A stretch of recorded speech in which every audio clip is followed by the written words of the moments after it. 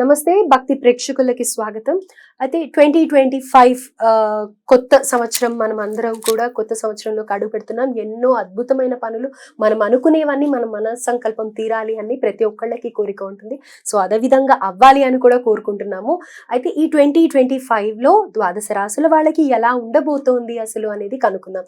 మనది 2025 ఉగాది నుంచి మనం మన రాశులు చెక్ చేసుకుంటూ ఉంటాం. కానీ ఇప్పుడు కొంచెం త్వరగా ఇంగ్లీష్ క్యాలెండర్ ప్రకారం కూడా అందరు చూసుకుంటూ ఉన్నారు కాబట్టి అందరికి తగినట్టుగా ఎలా ఉండబోతుంది అనేది మనతో డిస్కస్ చేయడానికి ప్రస్తుతం మనతో పాటు మన స్టూడియోలో ఆస్ట్రాలజర్ అనుపమ గారు ఉన్నారు. వారితో మాట్లాడి ద్వాదశ రాశుల వివరాలు తెలుసుకుందాం. నమస్కారం. నమస్తే అండి. సో లాస్ట్ రాశి మీన రాశి, వీళ్ళకి ఎలా ఉండబోతోంది 2025 జనవరి నుంచి డిసెంబర్ వరకు? ఎందుకంటే లాస్ట్ ఇయర్ కొంచెం బాగాలేదు అన్నది విన్నాము, కానీ ఈ ఇయర్ హోప్ఫుల్లీ బాగుండాలి అని అనేసి అనుకుంటున్నాను. డెఫినెట్ గా ఎలా ఉండబోతుంది అంటారు? మీనరాశి వాళ్ళు స్వతహాగా చాలా ఇమోషనల్ పర్సన్స్ ఉంటారనమాట. అంటే వీళ్ళని కొద్దిగా ఏదన్నా ఇమోషనల్ గా మాట్లాడినా కూడా వీళ్ళ కళ్ళల్లో నుంచి నీళ్ళు వచ్చేస్తూ ఉంటుంది. చాలా సాఫ్ట్ నేచర్డ్ పీపుల్ ఉంటారు జనరల్ గా మీనరాశి వాళ్ళు.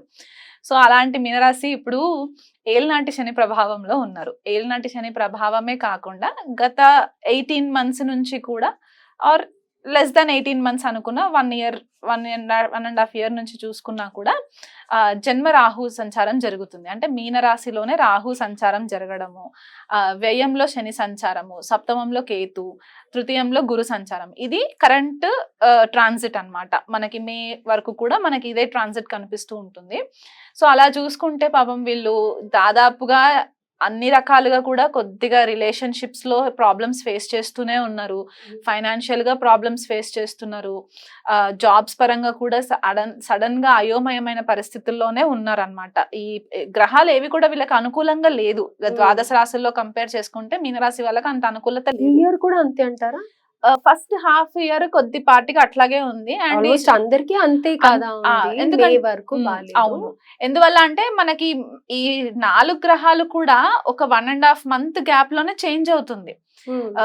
ఇమ్మీడియట్ గా గురువు మారేటట్టు కూడా లేదు. మే 14 గురువు మారడము, రాహుకేతువులు 18 మారడం, మే 18, మార్చి 29 శని మారడం. సో అన్ని కూడా ఒక 1.5 month గ్యాప్ లోనే, కాబట్టి ఆ ఫస్ట్ 6 months కొద్దిగా ప్లానెట్స్ అడ్జస్ట్ అవ్వడానికి కూడా మనకి కొంచెం టైం పడుతుంది. అండ్ అందులో ఈ మీనరాశి వాళ్ళు ఈ ద్వాదశ రాశుల్లో కంటే కూడా ఇంకెక్కువ జాగ్రత్త వహించాలి ఈ 2025 లో. ఎందువల్ల అంటే మనకి ఈ గ్రహణాలు ఏర్పడేటివి కూడా మీనరాశి కన్యరాశి యాక్సెస్ లో గ్రహణాలు ఏర్పడుతున్నాయి. షష్టగ్రహ కూటమి కూడా మీనరాశిలోనే జరుగుతుంది. సో ఈ ఎనర్జీస్ అన్ని కూడా వీళ్ళు, అంటే ఇప్పుడు ఒక 6 గ్రహాలు 6 గ్రహాలు వాళ్ళ ఎనర్జీస్ అన్ని తీసుకొచ్చి మన తలపైన పెడితే ఎంత హెవీనెస్ ఉంటుందో ఆ హెవీనెస్ తట్టుకునే అంత కెపాసిటీ మీనరాశి వాళ్ళకి రావాలి. అలాంటి సిచ్యువేషన్ ఉందన్నమాట వీళ్ళకి.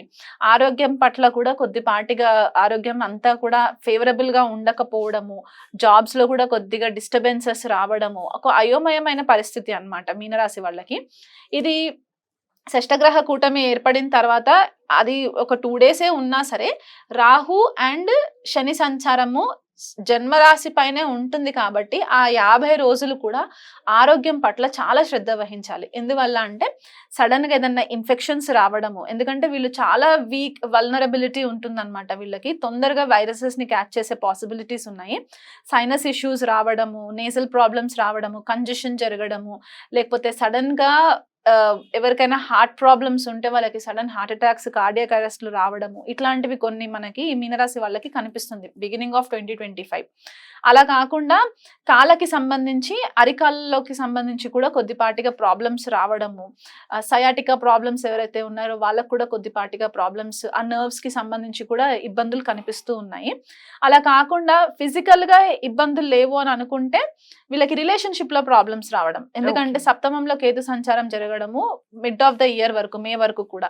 తర్వాత కేతు షష్టంలోకి మారిన తర్వాత అప్పుడు కొద్దిగా ఫేవరబుల్ రిజల్ట్స్ వచ్చే ఛాన్సెస్ కనిపిస్తున్నాయి. ఎందుకంటే ఎందుకంటే రాహు వ్యయంలోకి వెళ్ళి కేతు షష్టంలోకి వచ్చిన తర్వాత ఏమవుతుందంటే ఈ జాబ్ పరంగా దూరదేశ ప్రయాణాలు జరగడము సడన్ గా, దానివల్ల కొద్దిగా ఫ్యామిలీ తోటి డిస్కనెక్షన్ రావడము, అంటే అది ఒక పాజిటివ్ లాగే కన్సిడర్ చేసుకోవచ్చు కదా, ఒక స్టెప్ ముందుకు వెళ్ళినట్టు కెరియర్ పరంగా. కొంచెం రిలీఫ్ ఎన్ని రోజుల నుంచి ఫేస్ చేసిన troubles at least career wise education wise పక్కకి. అవును, సో అలా కొద్దిగా ఛాన్సెస్ కనిపిస్తున్నాయి. చతుర్థంలో గురు సంచారం జరుగుతుంది వీళ్ళకి ఎప్పుడు మే 14వ తేదీ తర్వాత. సో అప్పుడు ఈ గృహానికి సంబంధించి మార్పులు చేయడము, ఏదైనా కొత్త వస్తువులు ఇంటికి సంబంధించి ఆర్గనైజ్ చేసుకోవడానికి అని చెప్పి డబ్బు ఖర్చు పెట్టడము, లేకపోతే ఏదైనా రెనోవేషన్స్ చేయడము, రిపేర్స్ చేయడము. ఆ రెనోవేషన్ చేసినప్పుడు ఏమవుతుందంటే ఒక న్యూ ఎనర్జీ వచ్చే పాసిబిలిటీస్ కనిపిస్తున్నాయి కాబట్టి దాని కోణంలో డబ్బులు కొద్దిగా ఖర్చు పెట్టే పరిస్థితులు గోచరిస్తున్నాయి.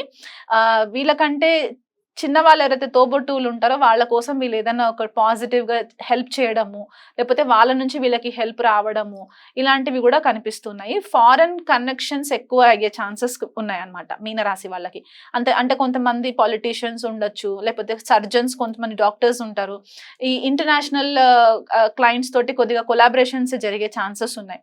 ఎందువల్ల అంటే రాహు వ్యయంలో సంచారం జరగడము, మనకి ఫారెన్ సోర్సెస్ కూడా చెప్తూ ఉంటాం కాబట్టి ఈ ఐటీ రంగంలో పనిచేసే వాళ్ళకు కూడా ఆ ఫారెన్ డెలిగేట్స్ తోటి ఎక్కువ క్లయింట్ మీటింగ్స్ జరగడము, వాళ్ళ వల్ల వీళ్ళకి కొద్దిగా రికగ్నిషన్ రావడము, కెరియర్ లో కొద్దిపాటిగా ఒక కొత్త ఎనర్జీ వీళ్ళు ఫేస్ చేయడము, ఇది కనిపిస్తుంది. ఎందుకంటే గురుడు కూడా చతుర్థంలో ఉండి దశమాన్ని చూస్తాడు కాబట్టి ఆ కెరియర్ కి సంబంధించి ఎక్స్పాన్షన్ జరగడము, ప్రమోషన్స్ విషయంలో కొద్దిగా డిలేస్ ఉంటాయి. అనుకున్నంత ఇదిగా తొందరగా ప్రమోషన్స్ అయితే వచ్చే దాఖలాలు లేవు.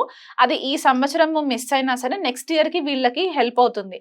సో ఈ ఇయర్ ఏదైతే హార్డ్ వర్క్ చేస్తారో, డిసిప్లిన్ గా హార్డ్ వర్క్ చేస్తారో, దాని రిజల్ట్ అంతా వీళ్ళు నెక్స్ట్ ఇయర్ ఎంజాయ్ చేసే ఛాన్సెస్ ఉన్నాయన్నమాట. సో ఈ ఇయర్ అంతా కూడా వీళ్ళు ఏం చేస్తారంటే రాహు సంచారము కేతు సంచారం ఫేవరబుల్ గా మే తర్వాత ఉంది కాబట్టి ఏదైనా కొత్త స్కిల్ నేర్చుకోవడానికి, ఇన్నోవేటివ్ గా ప్లాన్ చేసుకోవడానికి, కొంచెం రీసెర్చ్ బేస్డ్ పైన కనుక వీళ్ళు ఫోకస్ చేసుకుంటే బాగుంటుంది. కానీ మీనరాశి వాళ్ళకి ఎక్కువ ఫోకస్ చేయాల్సిన 2 మెయిన్ ఆస్పెక్ట్స్ ఏవి అంటే, ఒకటి వాళ్ళ ఆరోగ్యం పట్ల శ్రద్ధ వహించాలి, ఇంకొకటి వాళ్ళ రిలేషన్షిప్స్. అది భార్యాభర్తల మధ్య రిలేషన్షిప్సే కాదు, ఈ కుటుంబ వాతావరణంలో పిల్లలతోటైనా సరే, పేరెంట్స్ తోటైనా సరే, అత్తమామలతోటైనా సరే రిలేషన్షిప్స్ లో కొద్దిగా కేర్ఫుల్ గా ఉండి వాళ్ళు ప్లాన్ చేసుకుంటే ఎదురొచ్చే ప్రాబ్లమ్స్ ని కొద్దిగా లౌక్యంగా హ్యాండిల్ చేసుకునే పరిస్థితి కనిపిస్తుంది. రైట్. ఓవరాల్ గా వీళ్ళు పాటించవలసిన రెమెడీ ఏంటి?